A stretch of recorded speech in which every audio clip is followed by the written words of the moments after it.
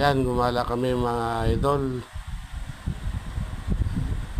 Kaya lang napakainit, kaya lumilim kami dito sa silong ng Kamatsili. Ang ganda ng hangin dito mga idol. Malamig, napakaantok, nagpapaantok sa mata. Ayan o, yung mga kariton, hila-hila ng kalabaw na may palay mga idol. Diretso nila dyan sa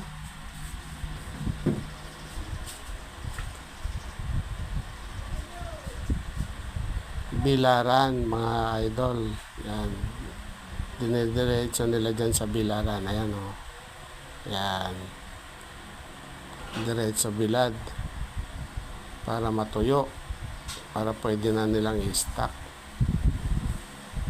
Yan, sunod-sunod lang sila mga idol. Ang dami nilang ane, no? Yan, thank you for watching mga idol. Hanggang sa muli.